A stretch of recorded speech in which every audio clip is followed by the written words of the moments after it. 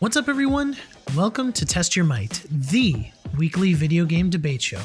Join Joe, Cicero, Justin, and myself, Mike, along with some special guests as we debate all things video games.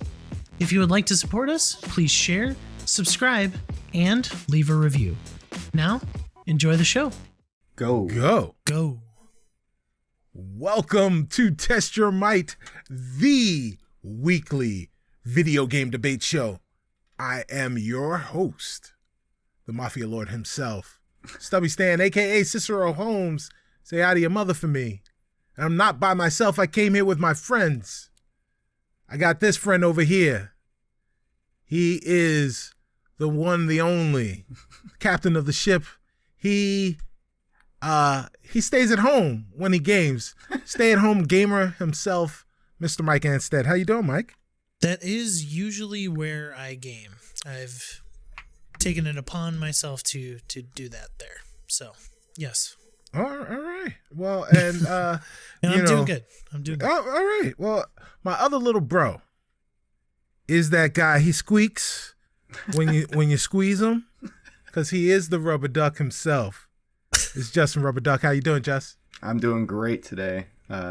Nothing debacled happened before we started today, but we're doing great. Oh, no, not at all. Keep it going. Professional. This is the best a video game. professional podcast. Absolutely. And to be honest, I have hugged Justin before. Does not squeak, even though he's a rubber duck. I don't know about that. You just didn't squeeze him right, baby. Okay. Today we're going to discuss Sony possibly buying Ubisoft, and which unique Star Wars characters should get their own game, and the best original Game Boy games in our leaderboard. But first, let me talk to you about leaving reviews and the things like a little bit of housekeeping, right? So you got to leave a review, right? Where if you can leave a review, and wherever the podcatcher is, you leave a review for us. If it's on Spotify on mobile, you can go ahead and leave us a up to 5-star review. I think, 5 stars, you can rate us on there. I think we're worthy of the 5 stars. But if you're on YouTube, you know what it is, right? Like, you watched a YouTube video before. You look, you gotta like, but you gotta subscribe, right? And you can hit the notification bell, but you gotta subscribe. We're doing big things over here, and we need to be able to get our big things link, and we can't do that without you. We need to be big boys, okay? Yes, exactly. we we're trying to do big things, right? Yeah. And speaking of big things are coming soon, all around our channel and podcast family, right? The full announcement of our rebrand is coming on April 29th. That's right. I said it. April 29th. And yes, there's a new Sonic 2 review out now with Mike and Justin. So, make sure you check that out too. Hear what these guys had to say about the second Sonic movie. The first one was surprisingly good. Is this one even better? Mm-hmm. Tune in to find out. And now, we've been doing this every week. This is the 5th week or the 4th week we're doing this, but it is our weekly Halo check-in. Mike, Justin, have you guys watched this week's Halo? I have. Halo episode 5? No, Yep. no, I haven't watched it yet. Unfortunately, I haven't had time.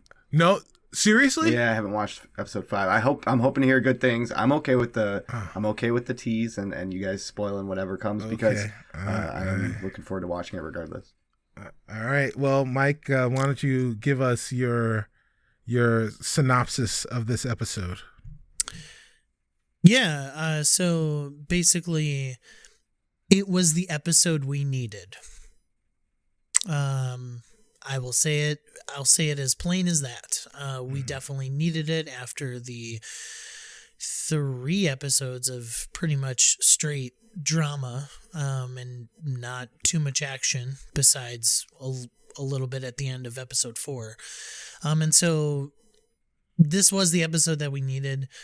I think that the drama pieces that came into this episode were, although they were few, they were very important and impactful. And then to top it all off, this is a freaking Halo game, man. Like, episode 5 is a Halo game. Like, that's the feel that I got. And honestly, glad that they brought this episode when they did, because it was getting so hard to continue the fight. But I got to finish the fight. So I had to watch it. So yeah, very, very good episode to kind of really start getting ramped up for this series. So don't want to say too much more because I know Justin hasn't seen it, and so yeah, it sounds good for sure. Yeah. So what I'll say is that it was the episode that many people that were having problems with this show were kind of asking for. If you didn't like this episode, then you just don't like Halo. But I also want to say that the episodes that preceded it were necessary to make this episode matter as much as it did. Mm-hmm. You can't have an episode like this every week. And you need these other things that are happening to fill in the stuff that's going on, right? Because there are moments that happen in the episode during the action sequences that are accentuated by the fact that you had this dramatic narrative that was going on that made those moments matter when they were happening. So that's something that you get rewarded for all of the work that you had been doing by watching these other episodes that seemed not to matter. It wasn't without its problems. It still had Quan in it. And the Quan moments were right. But you know what? Like we said with the other stuff, we got a payoff. So maybe with the Quan stuff, we'll also get a payoff. Mm-hmm. So, we just have to be patient. But you don't have to be patient with us with that, because now it's done. It's over. We've checked in with Halo. We've finished that slight podcast. Let's get out of here. What have you guys been playing? Justin, what have you been playing? Again, I haven't got a lot of game time in, honestly. I did run into a small finger injury, which prevented me from playing games. But the time that I did get, I did play more Lego, Star Wars Skywalker Saga. Update, I'm at 88.72% complete. Wow. Missing one character out of the 380. And I know exactly what it is. It's just that you have to go to a bunch of planets to get him. And then I played a little bit of a game that came out a long time ago, has been brought up on the podcast, Pokemon Go. My girl's daughter plays it, and she got me back into it to kind of trade and play, and it keeps the family busy and keeps us walking around and doing things. So that's good. With the weather kind of fluctuating, it's good to get out and remember that. How has it changed since the last time you played it? I do want to say I logged in and things spawned, and I was like, I don't know what that is. Every single day. Okay. So yeah, that's what it is. I don't know what any of those Pokemon are, and I'm getting them, but it is what it is. It's fun.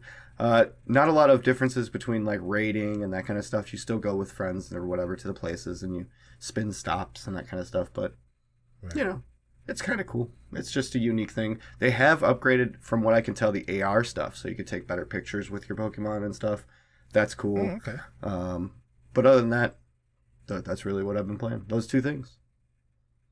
All right. Well, Mike, what about you? What have you been playing? Yeah. So I have been playing a little game called Nobody Saves the World, which is by Drinkbox Games. It is on Game Pass if you want to take a look at it, but it is this small little kind of like RPG. I would say action RPG, action dungeon crawler type RPG, where your basic attacks, you could hold down A, and you are attacking your enemies.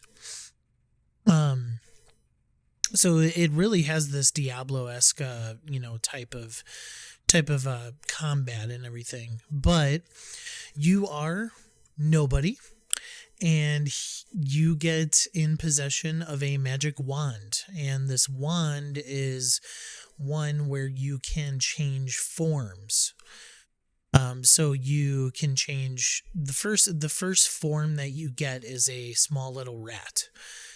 So you could change into a rat, and that rat has the ability to poison other people with its attacks. And then after that, you get a ranger who has a long bow, who also has poison bow, or arrows rather.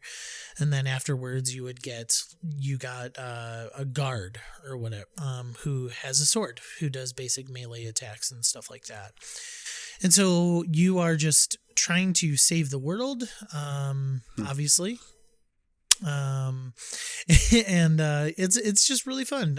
Some of the dungeons that you go into are procedurally generated as well. So let's say you die and it kicks you back to the entrance, the dungeon will actually change to something completely different, which is kind of cool. Okay. It's a little neat mechanic. Nice. But I'm having a good time with it. I think it's kind of like a mindless game. I don't really care if I die too much. It's just like run around, kill the enemies, holding A. X gives you a bigger attack, like a stomp or something. I just unlocked recently the horse. Nice. And the horse is very powerful. So yeah, we will be continuing that. Nobody saves the world. Okay. Yeah, I've heard good things, and I've seen gameplay as well. There's animals galore. There's a turtle, and the horse is really good. I highly recommend it. Yeah, so really fun, really cool indie game that's very beautiful as well. Just the aesthetic I really like. So the other game, because Justin brought it up on a previous podcast or so, is Dr. Robotnik's Mean Bean Machine or whatever. It's so just got the Sega family, or sorry, the Switch family plan basically with Justin and the boys here. And so I was taking a look at some of the game catalog from the Sega Genesis, and then I went over the Super Nintendo. And I realized that I'm terrible at Tetris, especially Tetris that is against another computer, time. I'm just really bad, so kind of need to get better at that. And so then I switched over to the Super Nintendo, and there's a game on the Switch Online Super Nintendo library that is the Japanese version of Mario Picross. Puyo Puyo. So, Puyo Puyo? No, not Puyo Puyo. Mario Picross, which is a puzzle game. And that is actually really fun. I love Picross. Some of them are really hard for me, but yeah, that was a good time. I was playing that. Don't tell my work I was playing that while I was working. So. Well, you didn't have to say anything, but now you did. Yeah, no, I did. But now I'm blackmailing you. I don't remember him saying all anything. right. Yeah. I'll edit it out. Yeah. Cut. So yeah, what I've been playing is a lot of the usual suspects. Nothing new. Just a little bit of football, a little bit of basketball. Football in the form of Madden, basketball in the form of NBA 2K. Tiny Tina's Wonderlands. Still having fun with that. But also I actually started. I kind of gave up on my little protest on MLB The Show, since I can't carry my old character over, and just started a new character. The game is fun. The thing that I really love about MLB The Show that is unique to it versus the other sports titles that have these RPG like My Player career modes is that you can get a lot of games in very quickly with MLB The Show, because you're only on offense when you're up to bat.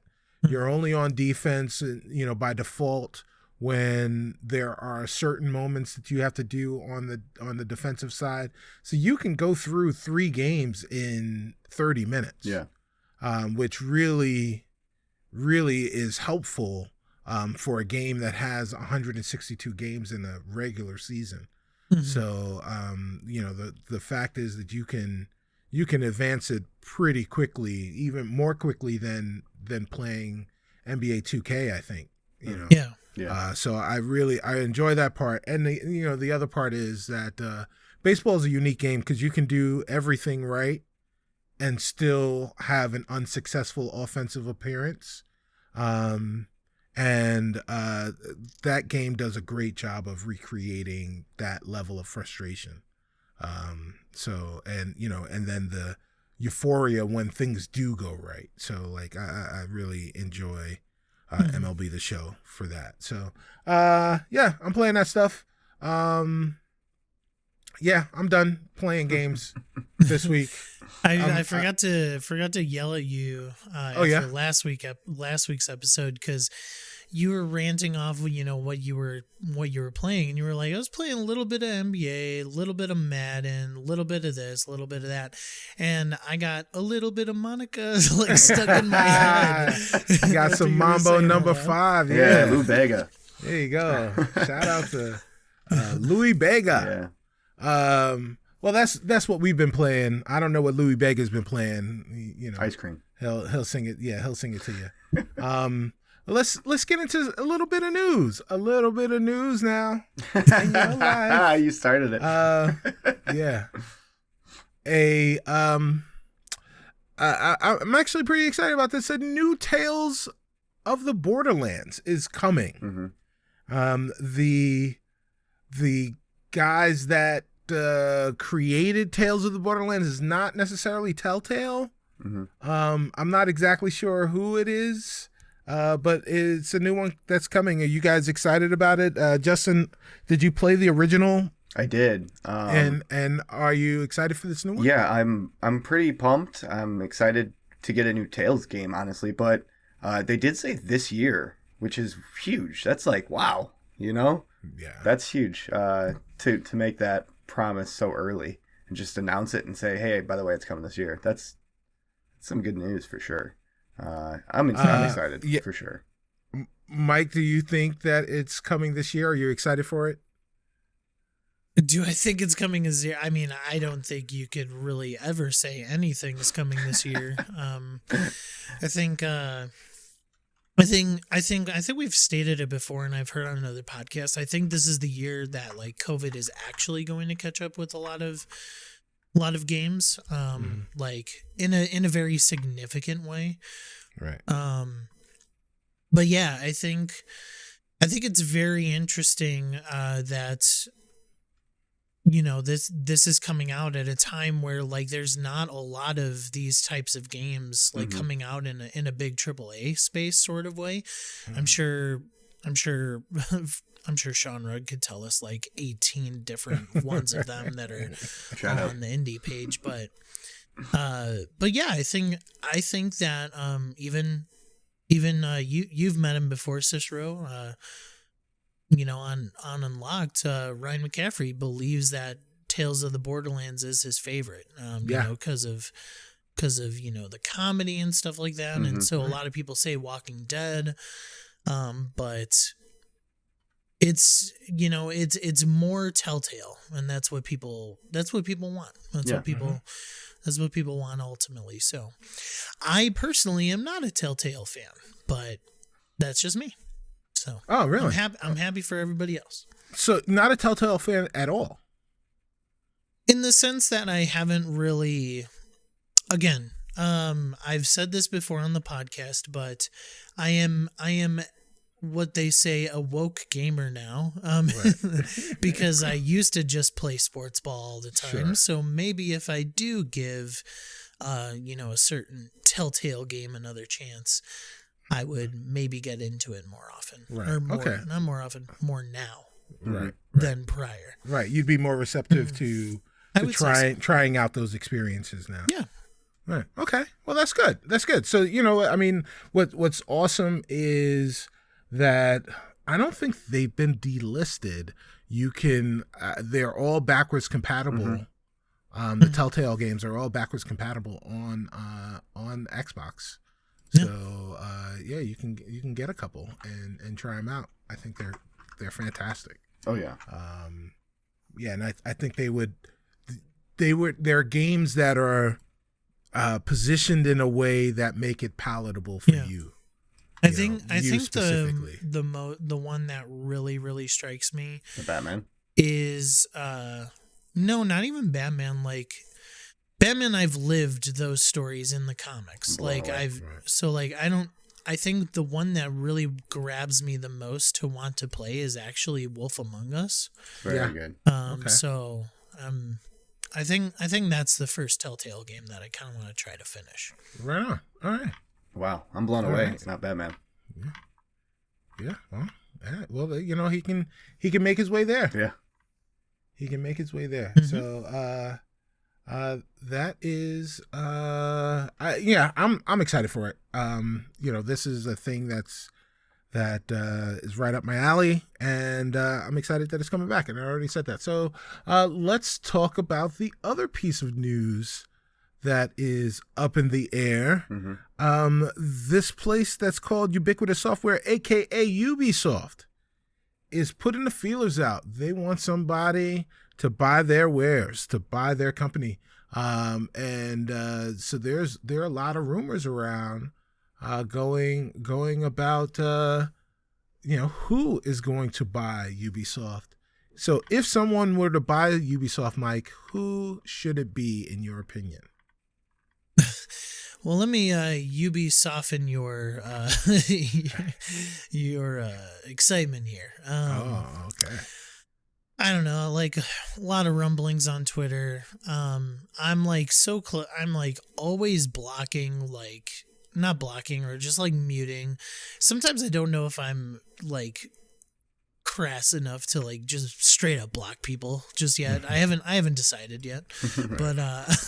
But muting them is sufficient enough for me. But like all these rumor like mill Twitter accounts that are just like so annoying. It's like I saw one today. Oh, Sony is in final stages to buy Ubisoft. It's just like, no, they're not. They're not even talking to Ubisoft right now. Like, so just calm down. Honestly, I don't think it's going to be Sony or Microsoft. I think it is going to be like a Tencent or a what's the one that starts with an E? It's Everspoke or something. No, it's like a big one that's buying people left and right too. I forget. But regardless, I think it might be one of those Eversports.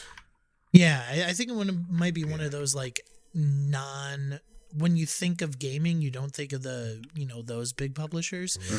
I saw a crazy wild thing that like EA and Ubisoft would somehow merge on Twitter. Somebody was like, "Oh yeah, EA and Ubisoft should just merge," and just, so I don't know. Like, man, Ubisoft being purchased, that would be nuts. That would be nuts. Yeah. Well, Activision being purchased was nuts, right? So, and Activision was bigger than Ubisoft. So, yeah. So, I don't see why it couldn't happen. Justin's like licking his chops over there. He's just it's like when Mike said that it like EA and Ubisoft were gonna merge. All I pictured was playing a game of sports ball and having a mini map pop up with like 50,000 collectibles along the field. As you run a touchdown, you got to collect these mini. No, I'm thinking like you can have this basketball court. Honestly, after you beat all the rest of the dudes away from it. Yeah. Honestly, I'm thinking like Amazon's an option because Ubisoft has a lot of properties that could make great shows, and Amazon's getting into that show phase where they want to be part of culture. So I'm thinking Amazon is a good choice. I don't think it's going to be Microsoft or Sony. Microsoft's still dealing with my previous prediction. So I feel like if it's going to be one of them, I know they're having a lot of games added to Game Pass, but that's just for now. They're trying, they were just testing their feelers in Ubisoft Plus to see if they were going to be profitable with that. So I don't think they're going to be bought by one of the major gaming companies. Even Tencent, I don't think they would buy them. I think Amazon is a good call to pick it up just for licensing and, making an Assassin's Creed show and do it correctly. That's a possibility. Right. I think Amazon's a good one for sure. It's crazy. Cicero, I gotta ask you a question because now my mind's going crazy. So Assassin's Creed, right? Mm-hmm. There's been assassins throughout history, undercover, a part of this creed. Right. What NFL player is the Assassin's Creed? The fridge. The fridge. Antonio Brown, 100%. Antonio Brown, man. Okay. All right. Yeah. I just don't want to have to buy a skin on Madden for like Ezio as your quarterback, and he's throwing blades and poison darts instead of footballs. I can't do this. Oh, that's hilarious. Yeah. All right. Anyway. Cicero, what do you think about the up for sale? I think Justin just, he just made the case, point to Justin because Amazon buying it for all the reasons, right? Like they've been trying to figure out how they can get themselves into the game space. Yeah, and failing at it to be real players in the game space for a while. And doing that is like, duh. And the other part, right? Like the Prime Video, like they're trying to find where they can get their original programming from.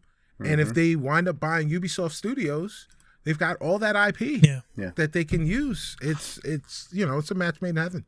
The Expanse is ending, so they need another big tentpole show that they can throw in there.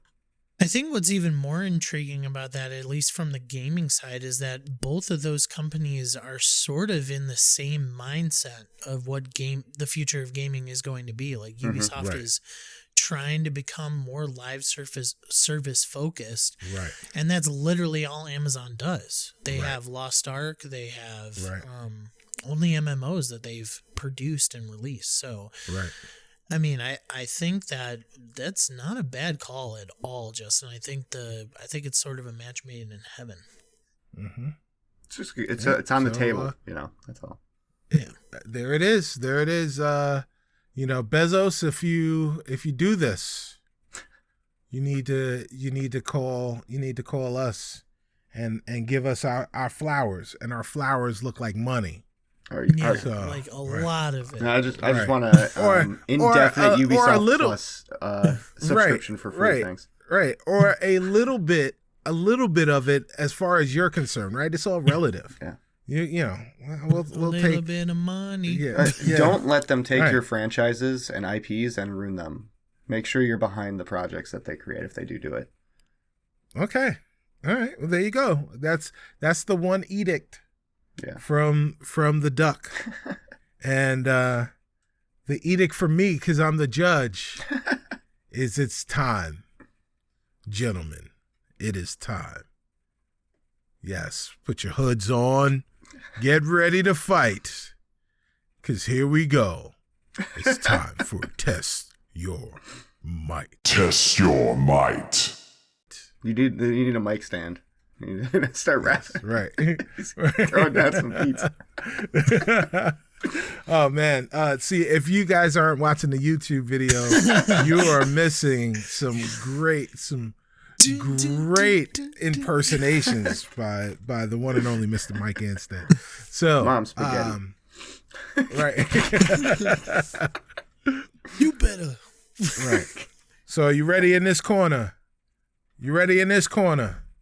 Put me in, coach. I am the real Slim Shady. Right. All right. So first up, Elden Ring is getting a demake from Nintendo TV into a Game Boy game. What game would you make into a Game Boy game?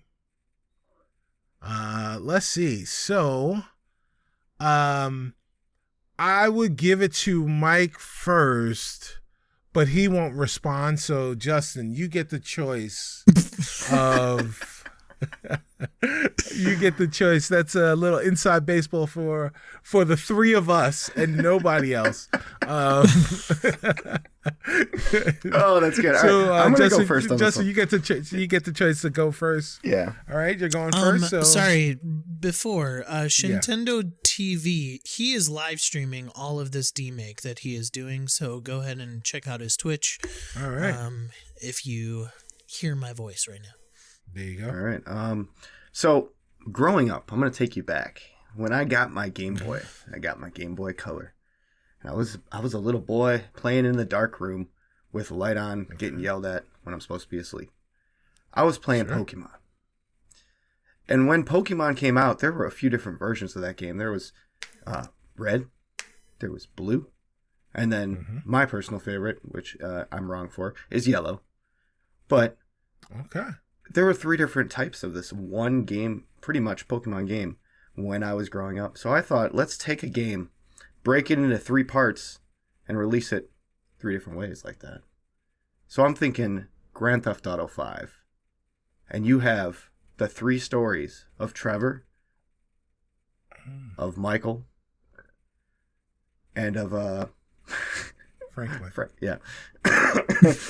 So you've got the 3 versions of the game playing in a bird's eye view, like old school GTA, going through the story, and at the end, the stories intertwine. You're not switching between characters. You're buying different versions to play those characters' stories. And what does Nintendo like? Money, right? And what does Grand Theft Auto like? Money. So they're going to get you to buy all 3 of those, and they're going to get you to play every single one of them. Go ahead, Mike. Okay. All right. Mike, you are up against the deconstructed Grand Theft Auto 5. Yes. And it sounds like a cool idea, but I would much rather settle for a more succinct and, concise sort of experience. And let me take you back to, I think it was 2019. Potentially, when a little game, and if you're watching the video version, I have a poster of in the background that is the Switch remake of Link's Awakening. Now, Link's Awakening was originally released on the Game Boy. And I believe that in that make and model, in that sort of environment, in that sort of feel of game, which would, kind of be a dungeon crawler, that sort of thing, would kind of go into dungeons and find all the treasure and stuff like that. But instead of dungeons, it would be tombs. And the 2013 reboot of Tomb Raider would be the demake that everybody would want to play. I think it's sort of built for that, right? Because one of the best ways to utilize, the Game Boy itself and what it does is those kind of that gray, black, white color palette that really fits well in like a tomb-like atmosphere.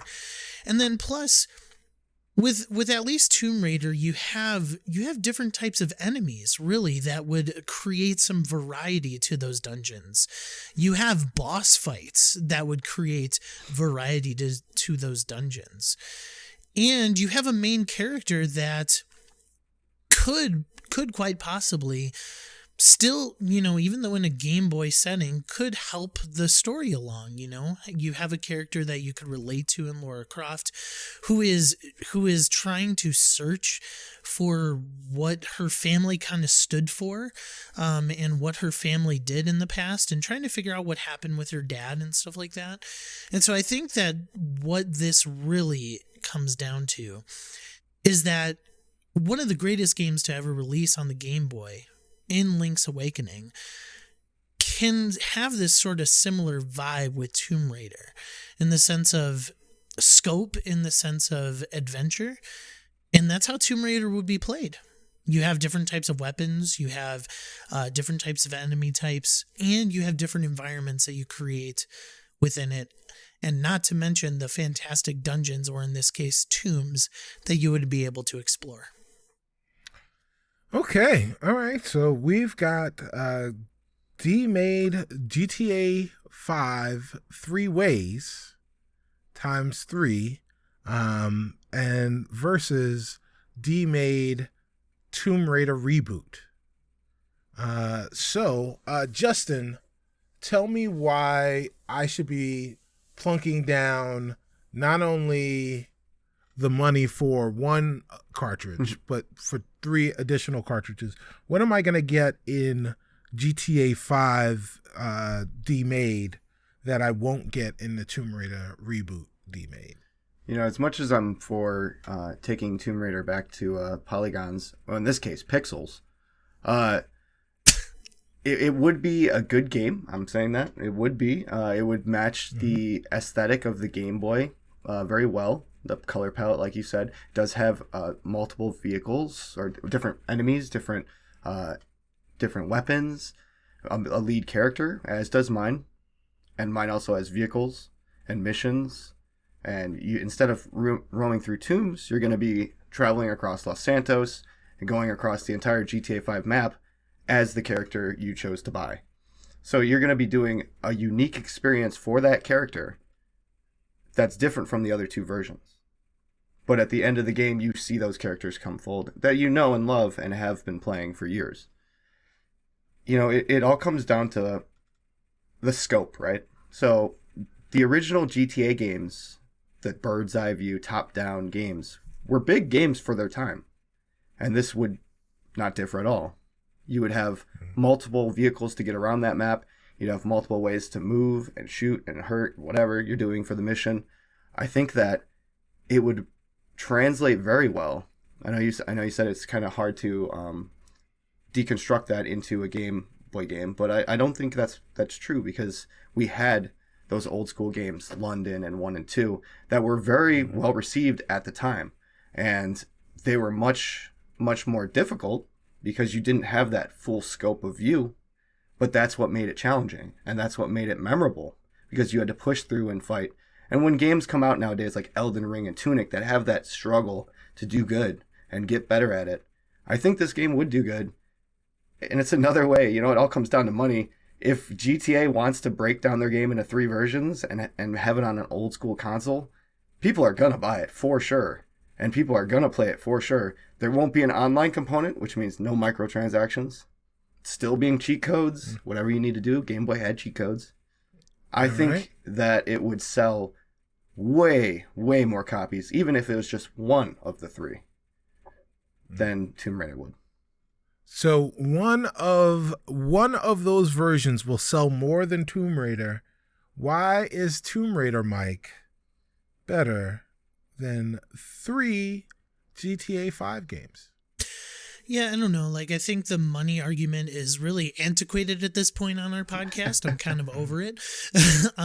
Just because GTA 5 sold a bajillion copies doesn't mean that people want to actually experience in a Game Boy game. Mm-hmm. The one thing that is huge, that is going with Tomb Raider, that is above yours, is that there is variety. Whereas you have 3 different games of you running away from the cops and shooting the cops trying to get out of your 5 stars. Like there's not going to be a lot of... That's not story mode. Like you're playing through story missions. That's the unique part of it. That you're skipping. You're just playing free roam. And you're still fighting other gangsters. You're still racing cars. Like the thing with mine is that you are going to have a variety of environments, which Los Santos is just a city, really. I mean, it has some outskirts, but for the most part, it is the big city. And so you have variety in my game as well as enemies. Like I think that's one of the coolest things about what an adventure could be on the Game Boy, is that you are fighting different types of monsters. One of the best selling games of all time on the Game Boy is Pocket Monsters, is Pokemon, the one that you are trying to relate your GTA to. And it's about experiencing more than just driving a car and doing missions, fighting other people and shooting guns.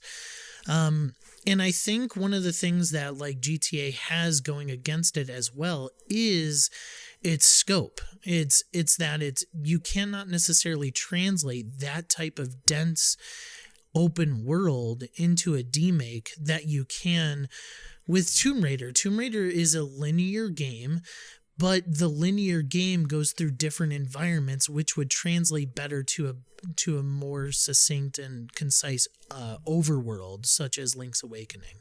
So I think it just creates a better experience than something that big that you're taking.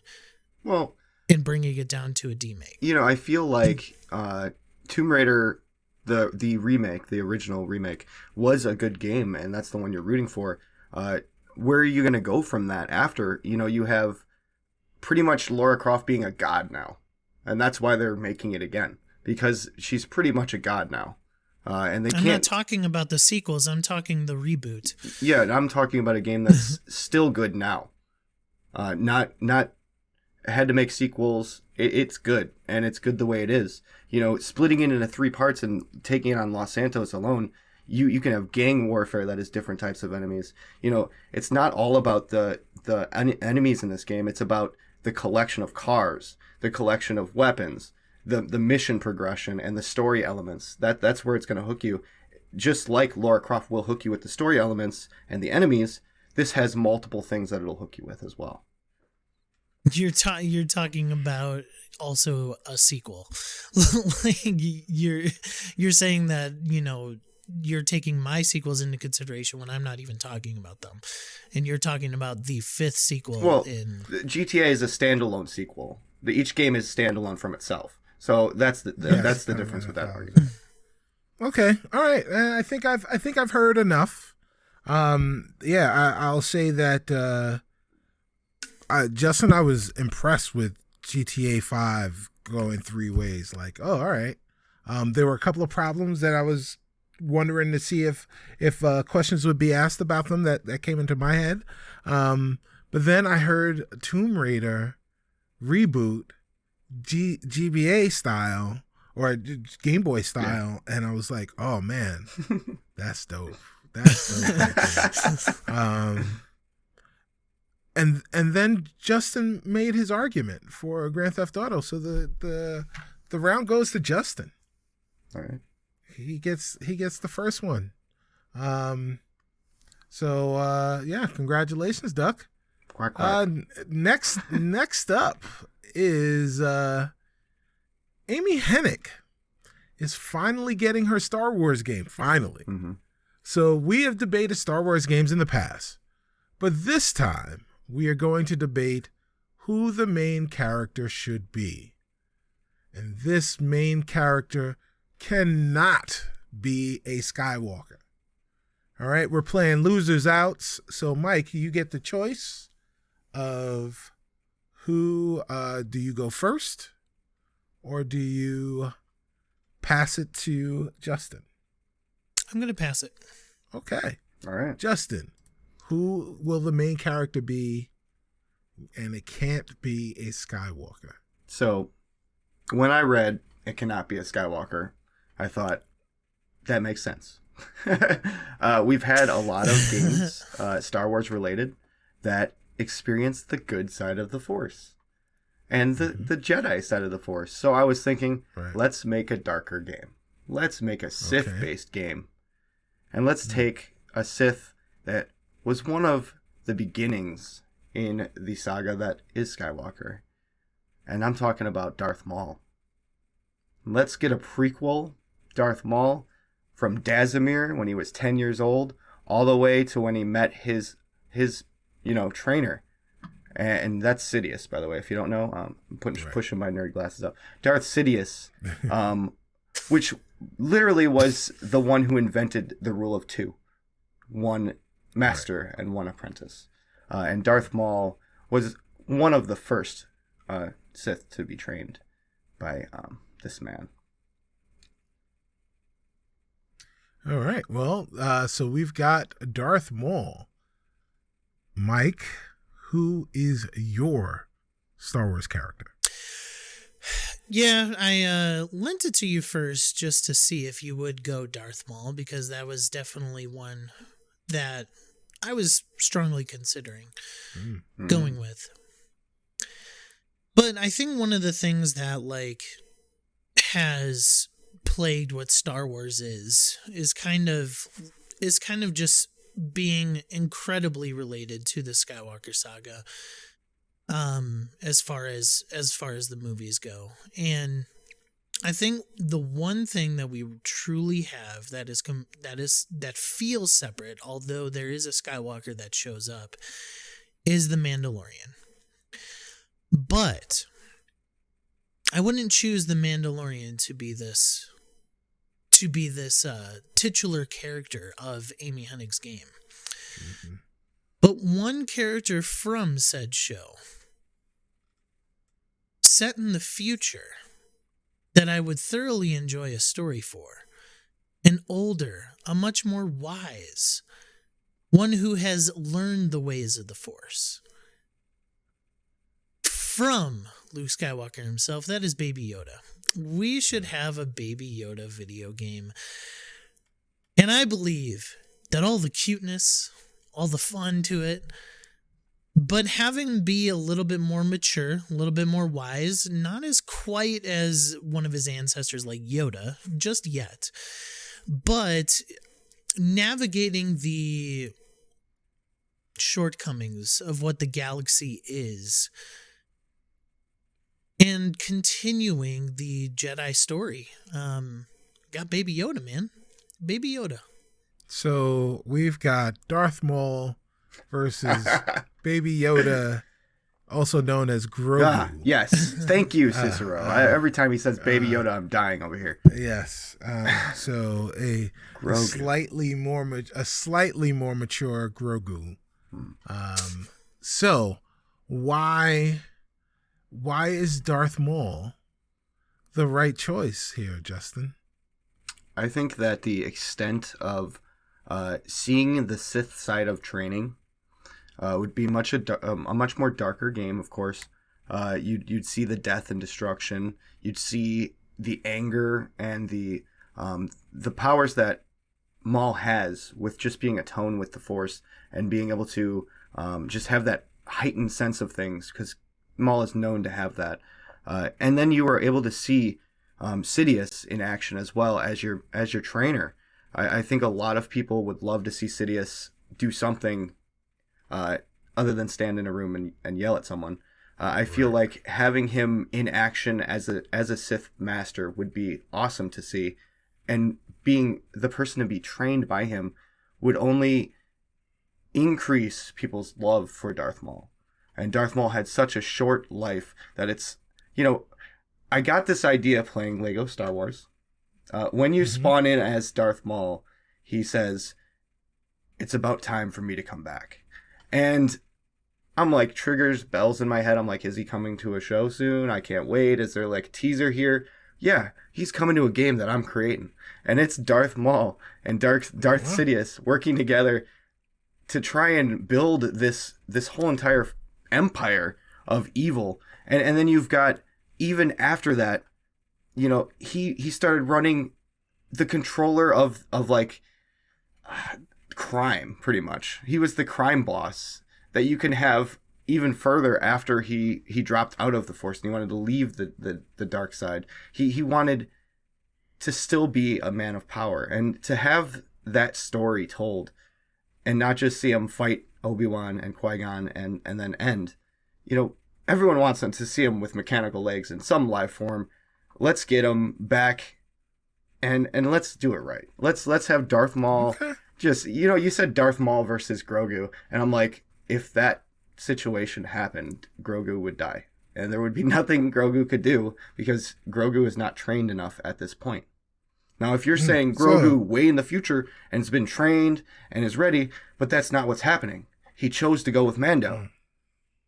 That's the most. So I'm sorry. No, I spoiler. didn't. I So- specifically said in the future when he's a little older, trained by Skywalker. Luke Skywalker. So Do you what not we'll listen?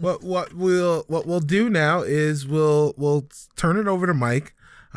This is not so baby Grogu, and so we've got Darth Sidious training Darth Maul, and we've got Luke Skywalker training Grogu. Mm-hmm.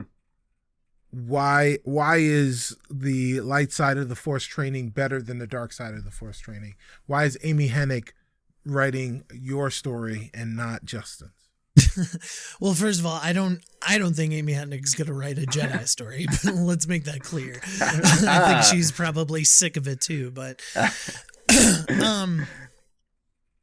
so yes, this is a removed Grogu from Skywalker. You know, Okay. he is fully trained at this point. But he's still learning the ways of being on his own and being a Jedi, navigating the Force, navigating the dark side and the light side within this chaotic world. Probably meets up with the Mandalorian and some other folks along the way. But I think it's kind of more of a compelling story instead of Darth Maul. I mean, Darth Maul, you kind of know where he ends up. You know what he's going to be doing at the end of his story, at the end of this prequel story. He's going to be chopped in half. And on the other side of things, you said that it would be nice to have a good experience with the mechanical Darth Maul and that, like, people would want to tell the story right, but I'm pretty sure that the Clone Wars told the story right. Everybody is pretty happy with how they treated Darth Maul within that show. And one other thing that I do want to say is that the game that you are proposing has already been made. It's called The Force Unleashed, and that's Darth Vader training Starkiller, and in that game you can choose to go the dark side. You do not have to play the light side. And Darth Vader defeated your master trainer that Darth Maul trained from by throwing him down the Death Star. And so, I mean, like, the more compelling thing would be to tell a fresh story, one that is not rooted in what has been the Skywalker saga, and one where you could really see Grogu as you know, becoming into his own Jedi master and becoming this force of good within this world, navigating I see side missions with the Mandalorian, because, like, come on, like, can't you see the Mandalorian on your side with Grogu, you know, fighting whatever they're fighting, you know, doing the shenanigans that they were doing, except now Grogu can wield a lightsaber and jump around like Baby Yoda. Like, I think it would create an amazing story. So yeah. So based in the realm of canon, right? You've got Luke Skywalker, who is dead in the future, training Grogu, an adult Grogu, and you use the comparison of the Force Unleashed with, we already have this Sith game. We've had games with the Jedi being trained as well. You know, multiple, tenfold compared to the Sith. So I think it's about time to shed the light on a character that is loved by the community and to bring them back in the dark side and make a good game out of it. I think, you know, the side missions with the Mando, people are going to be staring at Mando, not Grogu, in those side missions. And I feel like Grogu, you know, chose the Mando in the show. And I think that is a big point. You know, he gave up his Jedi training from Luke. So I don't think Luke is going to go back and train again. Or he gave up his Jedi training pretty much and went with the Mando. Spoilers for yeah, there's lots of spoilers in this argument. One that I did not know of. Yeah, so spoilers for the Book of Boba Fett. Well, it's canon. Yeah, so we'll leave that part out, right? We'll leave that part out. Mike, is there anything else you want to rebut to that Justin just said? I mean, I think if you are going to play a Sith game, Darth Maul might be a good make, but I mean, you could just also go play the MMO in the Old Republic and become a Sith.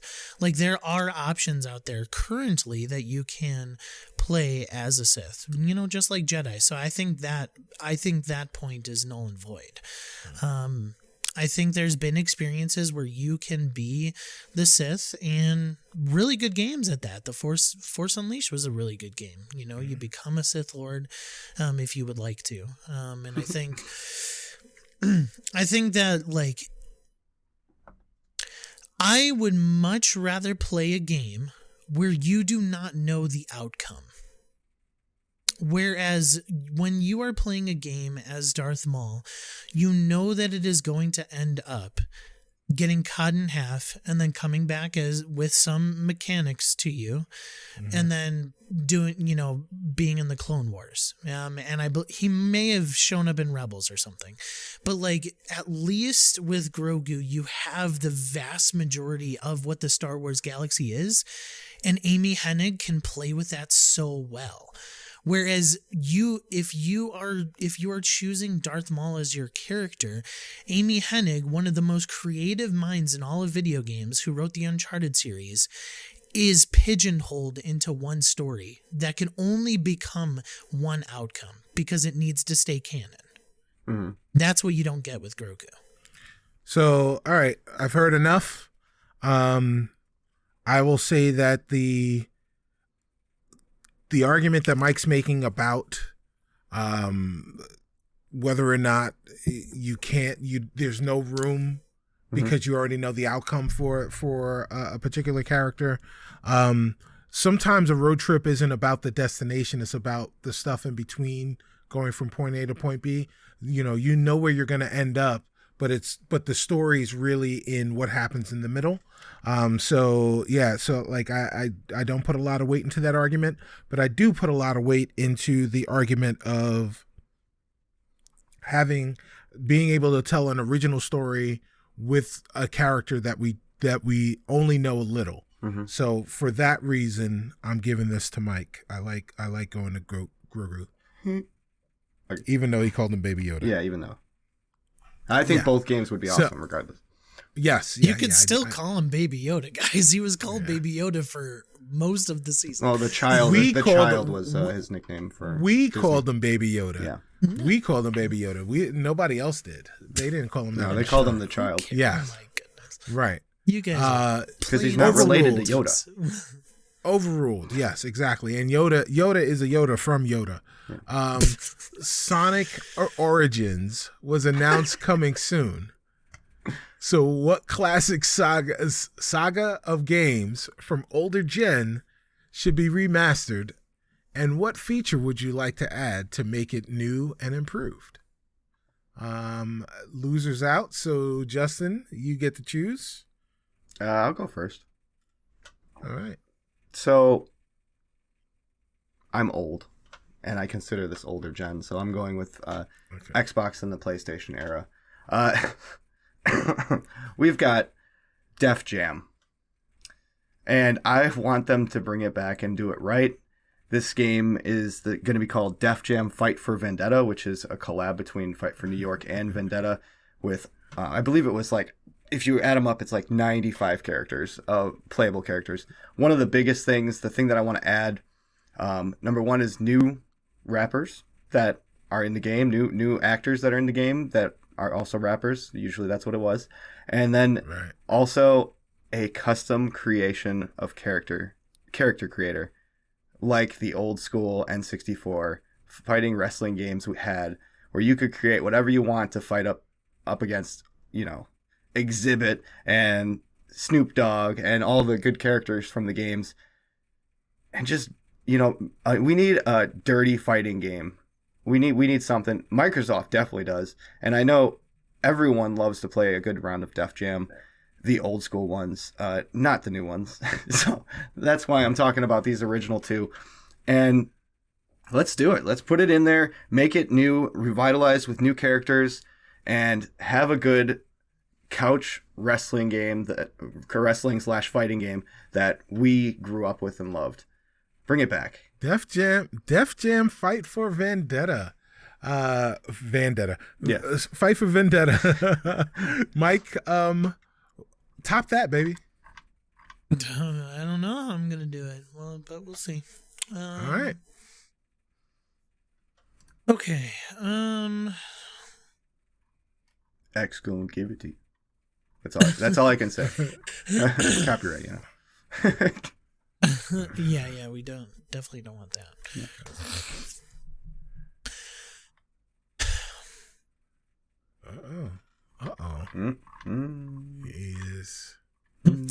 He is hitting the block. I think I think one of the things that right now that is working really well for the video game industry is making these remasters and curating them to not only nostalgia, but also just games that are hard to play, games that need a facelift. Hard to play as in like can't find them, or just don't have access to them, sort of thing. And I think what would be a really good kind of remaster up-res to a couple of games that were very loved, a couple of games that first kind of spawned some of the teamwork and some of the, voice commands that came with the Xbox 360 and the mic. A game that is near and dear to Cicero's heart, I do believe, because he has mentioned it before. But I would love for them to bring back and remaster, give a little bit more new controls, bring it up to modern control schemes of the Rainbow Six Vegas games. I think it would be really cool to see that, especially Vegas, right? Like just to be able to see, I could see like a ray traced version of this remaster, kind of with the lights, with the cameras, with the action. I think Las Vegas is a very good setting for this remaster, and Rainbow Six Vegas, those games were awesome, and to replay those campaigns would be a great time in the new up-res type of style. So, yeah. All right. Well, so Rainbow Six Vegas Remastered versus Def Jam Fight for Vendetta. Why is a Rainbow Six remaster not the right choice? I feel like with Rainbow Six, you just got backwards compatibility for it as well. It's on there. They kind of brought it up to snuff a little bit with the graphics. They helped it out. If you talk about times growing up and playing games with friends, Def Jam has a place. It's always sold out. It's expensive. If you want to get a copy and you don't have one, they're hard to come by. You don't see them in stores. You don't see them in resale shops because they fly off the shelves. People have these memories of dirty fighting, throwing people against cars, picking up bats, grabbing bottles from people that are circling you and crowding you. My game has a ring, pretty much, of people that are surrounding you. But that's the difference between mine. You've got so much you can do inside that circle with characters and stories and environments. Rainbow Six is a limited experience when it comes to that's the game you're getting. You're not getting new content. You're getting better graphics and better controls. Sure. But I remember playing SOCOM more than I remember playing Rainbow Six Siege with mic controls, frag and clear. All those voice commands hit home with me when I did it first, which was on Sony and which was with SOCOM. So I feel like, yeah, you're getting better graphics and some new commands. But in this modern day, games that are shooters, first-person shooters, are usually free to play now. And they're usually a service game. So with all the competitors going into that market with first-person shooters and the free-to-play, it's going to be a hard game to sell, even though it has those memories. When it comes to fighting, we don't get those anymore. We don't get that memory tenfold like we did with Def Jam. If they were to bring that out, it would be flying off the shelves just like it did back in the day. And I feel like with the modern take on it, with the custom creation, with the online element, it's gonna blow up. All right. Mike? I think your problem with your argument there, Justin, is that you are arguing that that first-person shooters have gone the free-to-play route, live service, and I'm arguing for a campaign. I'm not arguing for a live service. And people have been wanting first-person shooter campaigns that are good. And Rainbow Six Vegas are good. They are good first-person shooter campaigns. Cicero, by the way, the answer to the second question within this debate is the ray tracing. Like I really think ray tracing and the upping graphics would add a new feature to be new and improved. And like I said, especially in Vegas. And you want to bring a fighting game that into the future, and there are fighting games in spades right now. Like there are so many things to choose from when it comes to fighting games versus first-person shooter campaigns specifically, that tell a compelling story, that have awesome and inviting and crazy environments to go through. Like you're talking about a dirty fighter, like Mortal Kombat is the dirtiest that you can get. No, there's a difference between Mortal Kombat and Def Jam for sure. The characters are sure memorable, but they're not real people that you've seen on TV or real people that you've listened to on the radio. These were people that we were growing up with and also playing as in a video game with dirty fighting. We had Little Kim and Carmen Electra in there. Like that was stuff that we were growing up with, and we wanted to put ourselves in those situations that we were fighting against. Dude, the fights were ridiculous. It was a completely different element compared to like Street Fighter and Mortal Kombat. Sure, those games were great, but this is a different type of fighting game. This is closer to wrestling games than Mortal Kombat, in my opinion. And I want to be able to create my own character and go against Snoop Dogg and go and take him through the different world. And I just think, like, even from a price point, if we're paying $60 for this game, for this, Def Jam Fight for Vendetta, that's still cheaper than some copies are online now, like to get the old school ones. And I feel like people would fly to get that because it's cheaper than, it's brand new. It's got online support. Taking your character online and playing Def Jam is a dream. Back in the day, we would dream about those things. We'd sit on the couch with friends and play, and it would be a fun time. But to be able to go online with good graphics and your own character or classic characters and dirty fight, I think it's a big difference.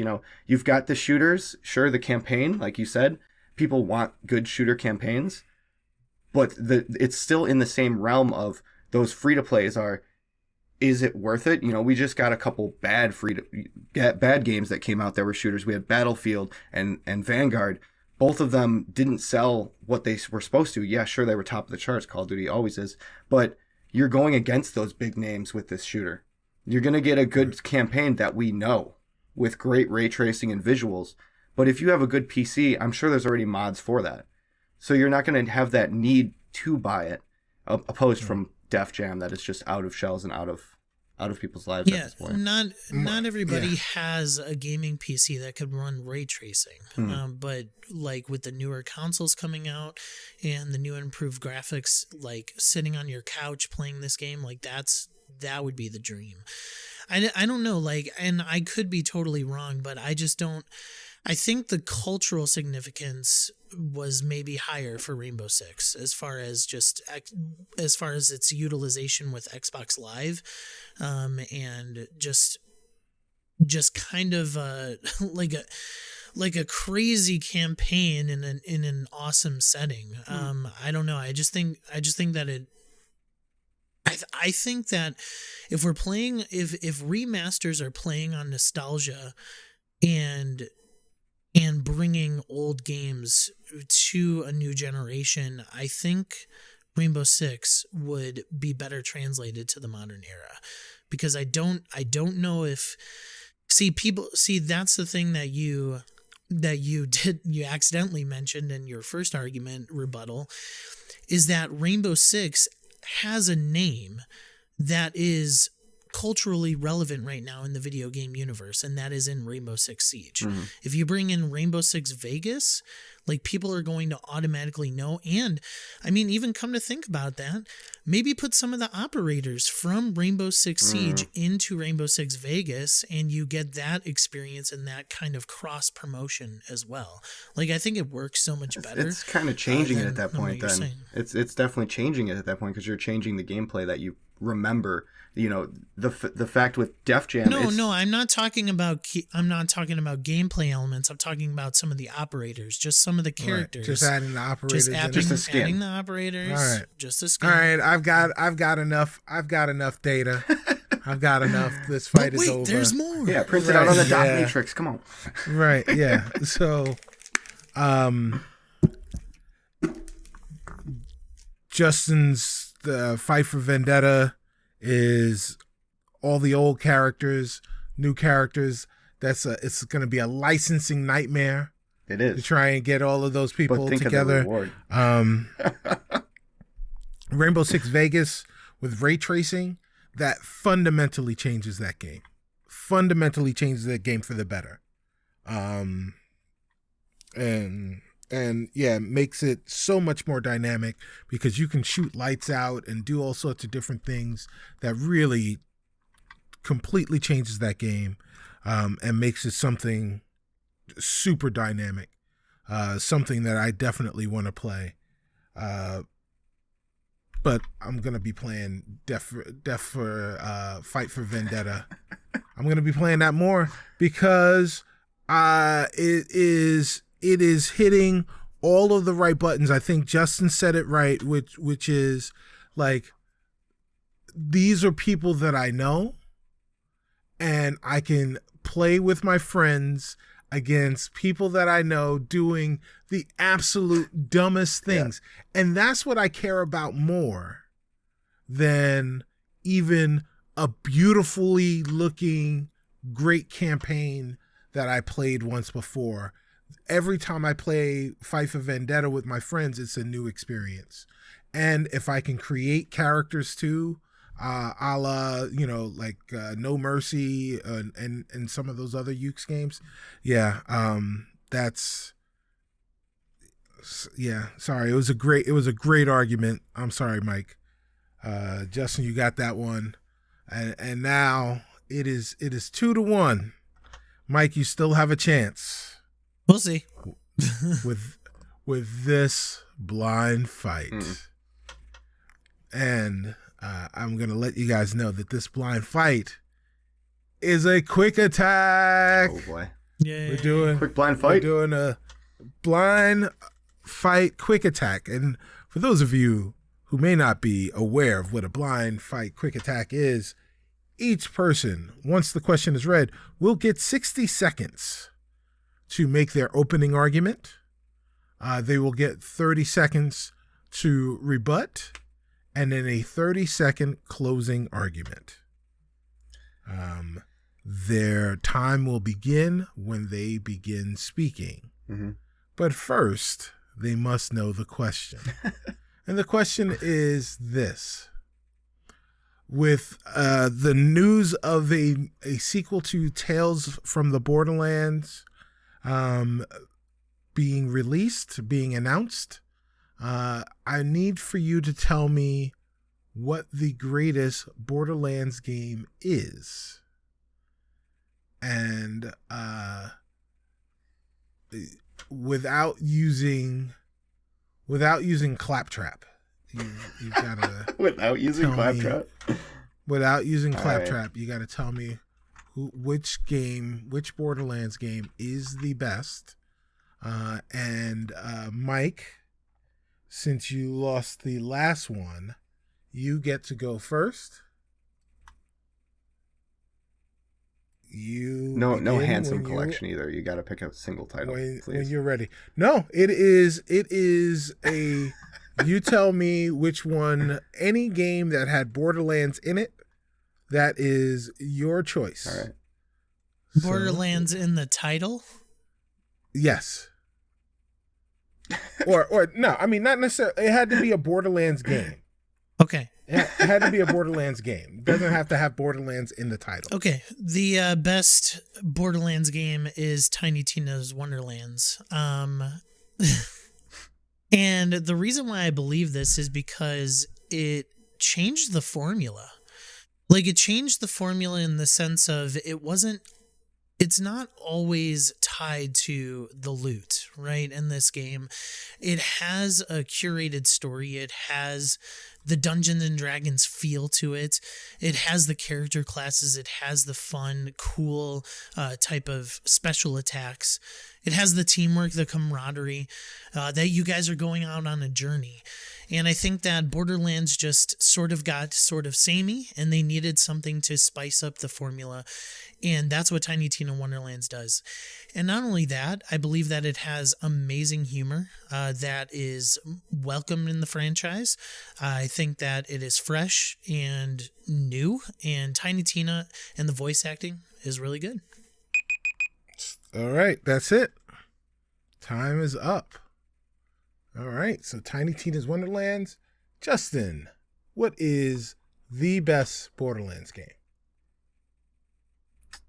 So I'm going to go with Telltale's Poker Night 2, which was a small title that came out that did have characters from Borderlands in it. Also, it was the narrator was voiced by Roger L. Jackson, which if you don't know, he's from Tales of Monkey Island. And this game had a bunch of characters in it. I remember playing it a lot when it first came out. Playing it not only granted you in-game stuff with GLaDOS and from Portal and Ash from Evil Dead, but also you unlock stuff for other games in the Borderlands franchise, which were for Borderlands 2, another great game. But this one was completely changing the formula because you were playing poker instead of shooting guns. And the comics that would come through this game, the jokes, the narration, everything would make Texas Hold'em feel new and rejuvenated with characters that you love. Very good game. Much better than Tiny Tina's.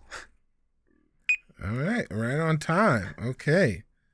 All right, well, so it's time for rebuttals. And Mike, you've got 30 seconds on the clock.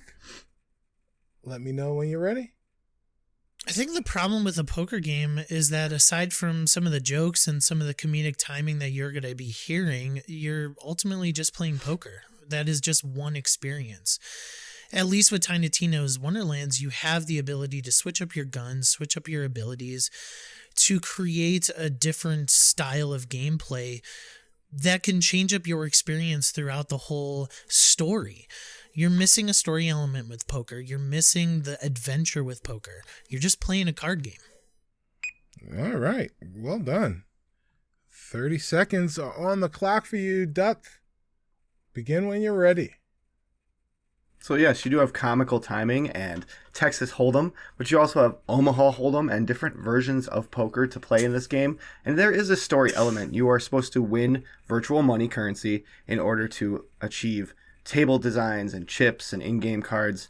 With Tiny Tina's, it has been told multiple times that it is a reskin on Borderlands 3.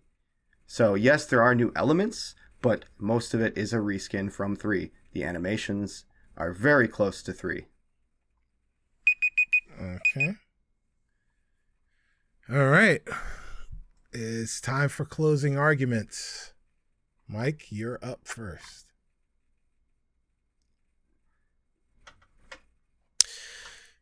There has never been a better mesh of two types of culturally significant genres, games, than what we see in Tiny Tina's Wonderlands. You have Dungeons and Dragons being meshed with a looter shooter first person experience that really, really gives you the sense of wonder, the sense of awe, the sense of kind of adventure that you want to do with your friends.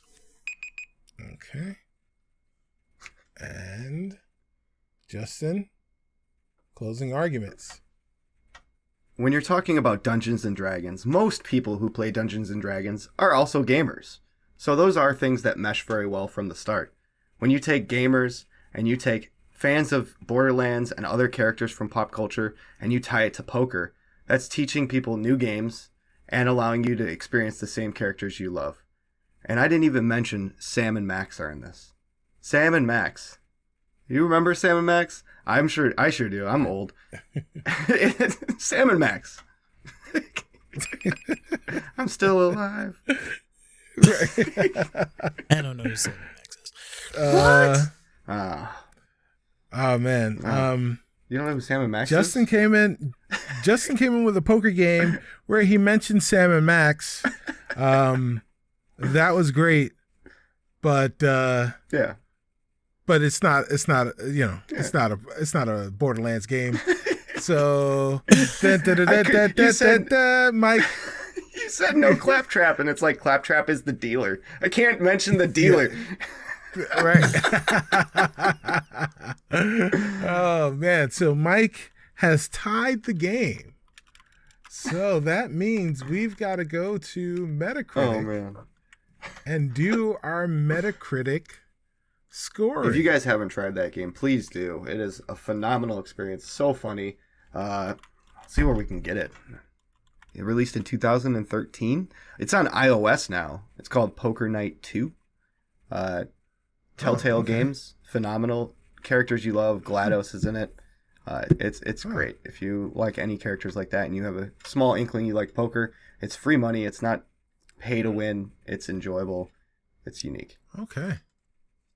All right. Well, so we have a tie game, and the way we settle ties here on Test Your Might is that we use Metacritic. Yes.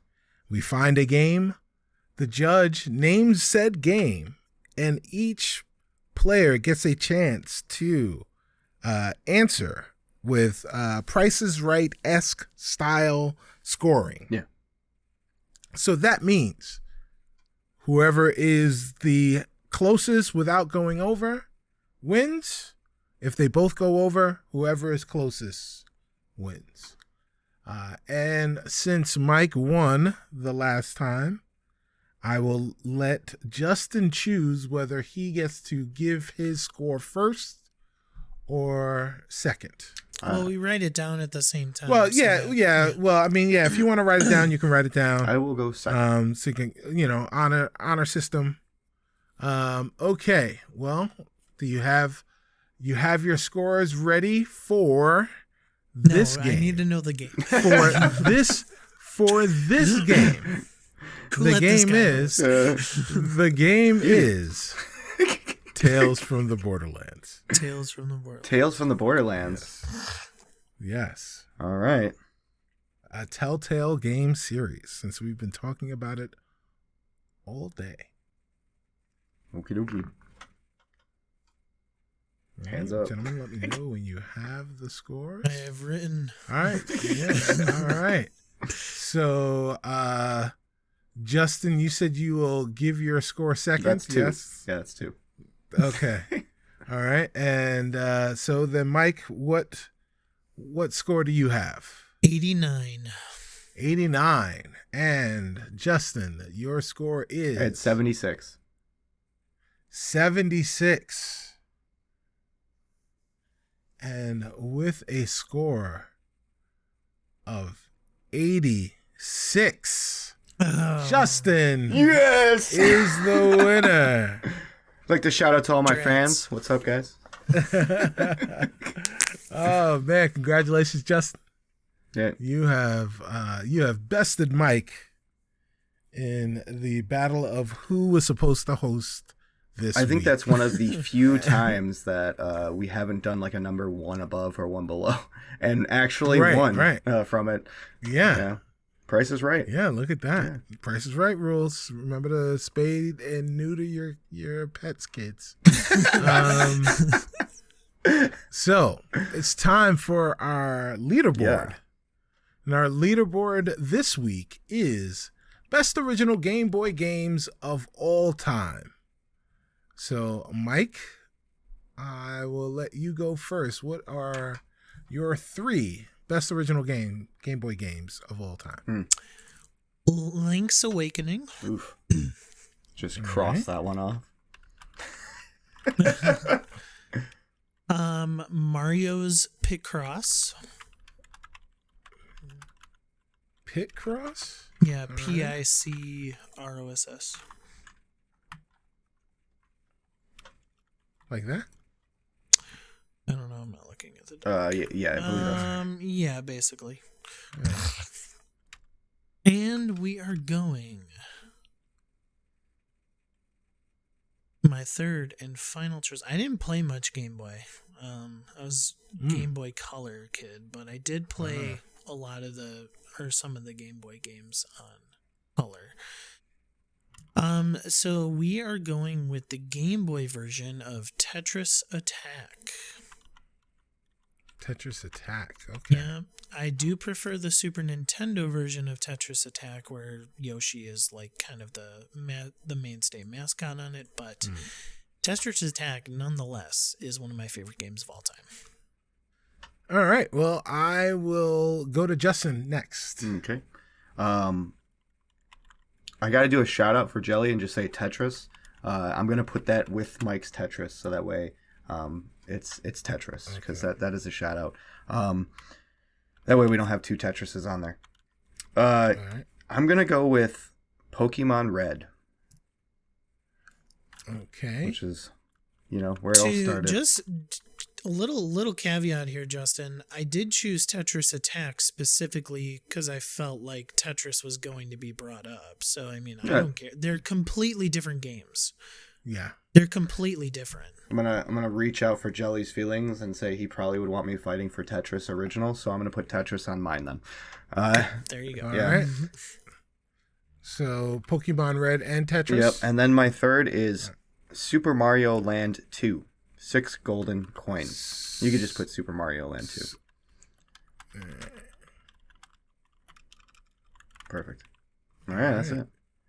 Then my three are. I'm gonna go with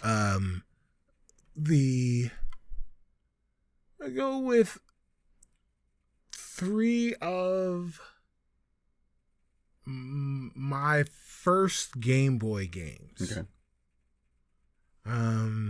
So the first Game Boy game obviously was Tetris because that was the pack-in game back then. But when I bought my Game Boy in the summer of '89 with the money that I was supposed to use for the entire summer while I was hanging out with my uncle in California, Redacted. yeah, right. It is. I bought my Game Boy, and I bought this game, and that was Spider-Man, the Game Boy game. Yeah, I remember that. Yeah. That game is awful. Yeah, It is very bad. Yeah. that was the It is big brick gray very Game Boy, bad. though, right? Yeah. That is correct. Yep. That is correct. I would almost say that the Atari Spider-Man game was better. It may You have were been. going up a tower, and the Green Goblin at the top. But there were side-scrolling moments where you had to fight you had to fight the lizard. Yeah. And then you fought the Green Goblin on the buildings. But that was a game, and I played it. Yeah, this is a game. People I, bought it. I played it. I bought it. I was people. Yeah. My next game is going to be I'm gonna go with Rygar for the Game Boy. Rygar. Yeah. This was an adaptation of a Nintendo, an NES game. But they brought it to the Game Boy. What version was that on What the Game is Boy? this? I'm gonna say that to everyone. Such a thing. What am I looking at? Yes. Right. So yeah, go ahead and look that up.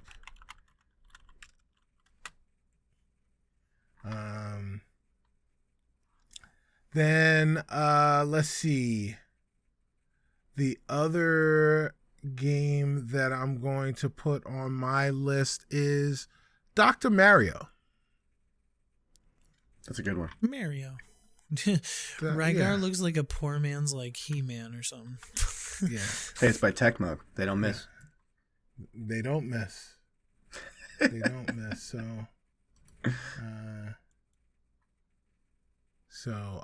But those are my games. So now let's see. Mike, what is your must-have? My must-have is Tetris Attack. Tetris Attack. All right, Justin, what about you? What Rude. is your must-have? Rude. I'm gonna go with Super Mario Land 2. 6 golden coins. Land 2. 6 golden coins. Mm-hmm. And mine will be Spider-Man, because of course it is. It's terrible, but I love it. All right, so on a standpoint of what sold the most, it's between my two picks, Tetris and Pokemon Red. Right? Right. Right. Tetris came with yeah. the system pretty much. So you had it already. Everyone played it. Yes. Because they It was have the biggest pack-in. Yeah, but so I will definitely throw my hat in the ring for Tetris. Tetris was a phenomenon. I loved it in ways that very few video games were. Mm-hmm. Right? The fact that it came on with this system, like the first truly portable gaming console that actually worked. Mm-hmm. That was something that people could live with, and this was the game that came with it. Really kind of changed everything. So who doesn't remember? I would feel right. Like right. I would feel yeah. bad if Tetris was not on the list. Straight up Tetris, OG Tetris. I'm down for that. Yeah, I liked it more than Attack. That's for sure. Okay. It's a single player experience. You're getting mind power from it. Right. You're learning. You're getting better. It's good. All right. So What else we got? Yeah. What else? We've got Link's Awakening, Mario Picross, Rygar Dr. Mario, and Pokemon Red. What game? So I'm really to thinking the like list? Link's Awakening or Pokemon Red at this point. Like Dr. Mario's up there, but we already have 2 puzzle games already on the list for the most part. Link's Awakening is great. Which one would you say you would want more, Mike? Pokemon Red or Link's Awakening? I mean, I was a Pokemon Blue guy, but I mean, I would say whatever. It's a horse piece. Blue Steel, they're all the same look. Yeah. It's all the same. One's got stupid Charizard, game. one's got Blastoise. Right. But I don't know. Like I think Link's Awakening is such a quirky and brilliant experience. Mm-hmm. I will definitely take it on the chin, in the argument that, I played the better version technically on the Switch. So I'll take that argument on the chin if you guys want to post it there. But I think like my counter argument would be that Justin crossed off Link's Awakening off his suggestions, and he would have put that there. Yeah, but I'm sure someone else had Pokemon on theirs. Like Pokemon is when you think Nintendo, Pokemon is, we even had the debate that they aren't owned by Nintendo last session. Like it's Right. But when you think be Nintendo, fair, I didn't choose a Pokemon because I knew it was going to happen from there you go. you. Yeah. There you go. So what is the choice? Is the choice Pokemon Pokemon with a mention of Link's honorable mention, or is it Link's Awakening? There can be only one.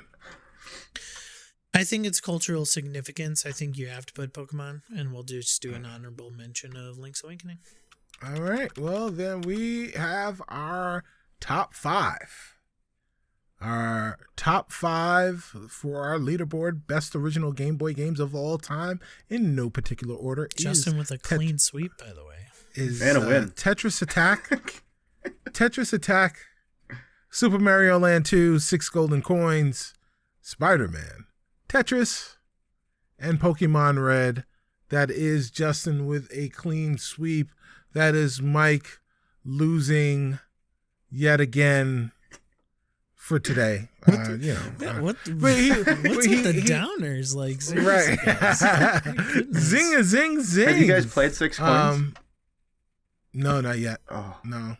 So, yeah, 6 golden coins, great. But yeah. So we have made it's it. Okay, to the in end. in my mind, I won that Rainbow Six argument. Anyway, Okay, so that's fair. I'll That's just- fair. In your mind, They're both got there great you go. fan bases. That's I'll just remind you that the game was tied and you blew it on the on the Metacritic tiebreaker. You pulled the rug out from Right? underneath him, rug. Right. So the Sean. but He always misses on that, so it's the pull the right. rug.